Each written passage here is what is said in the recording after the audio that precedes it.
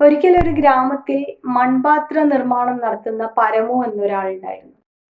അദ്ദേഹം ദൂരെ ഒരു ഗ്രാമത്തിൽ പോയി മറ്റൊരു ഗ്രാമത്തിൽ പോയി ചളിയൊക്കെ കളക്ട് ചെയ്ത് കൊണ്ടുവന്ന് മൺപാത്രം ഉണ്ടാക്കുന്ന ഒരു വ്യക്തിയാണ്.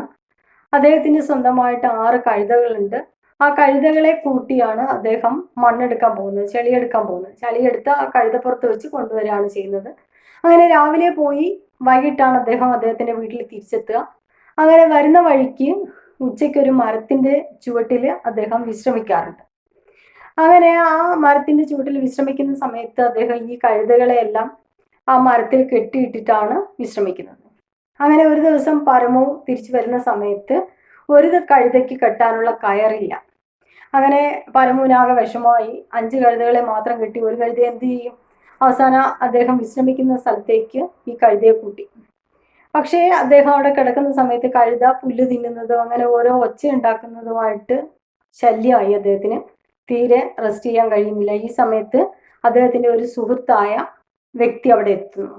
അദ്ദേഹം പറയുന്നു, പരമു, നീ ഒരു കാര്യം ചെയ്യൂ, ഈ കഴുതയെ, കയറില്ലാത്ത പ്രശ്നമല്ലേ, കെട്ടാൻ കയറില്ലാത്ത പ്രശ്നമാണ്, നീ ഒരു കാര്യം ചെയ്യൂ, ഈ കഴുതയെ മറ്റു കഴുതകളുടെ കൂടെ തന്നെ അവിടെ കൊണ്ടാക്കിയിട്ട് നീ ഒന്ന് അതിനെ കെട്ടുന്ന രീതിയിലൊന്ന് അഭിനയിച്ചാൽ മതി. ഒന്ന് കെട്ടുന്ന രീതിയിൽ ആ മരത്തിൽ അതിന്റെ കയറിട്ട് കെട്ടുന്ന രീതിയിലൊന്ന് അഭിനയിക്കണം. അങ്ങനെ അഭിനയിച്ചു കഴിഞ്ഞാൽ അത് അവിടെ നിന്നോളും. അങ്ങനെ പരമു ഇതൊന്ന് പരീക്ഷിക്കാൻ തീരുമാനിച്ചു. അങ്ങനെ പരമു ഈ കഴുതയെ കൊണ്ടുപോയി മറ്റു കഴുതകളുടെ കൂട്ടത്തിൽ നിർത്തി കഴുത്തിൽ കയറിട്ട് കെട്ടി. അത് ആ കയറ് മരത്തിലും കെട്ടി. കുറച്ച് കഴിഞ്ഞപ്പോൾ പരമു നോക്കുന്ന സമയത്ത് ആ കഴുത അവിടെ തന്നെ നിൽക്കുന്നു. അതായത് അവിടെ കെട്ടി എന്ന ആ ഒരു ബോധം കഴുതയ്ക്ക് വന്നു. അങ്ങനെ പരമു ആ റെസ്റ്റ് എടുക്കുന്ന സ്ഥലത്ത് വന്ന് സ്വസ്ഥമായിട്ട് റെസ്റ്റ് എടുത്തു.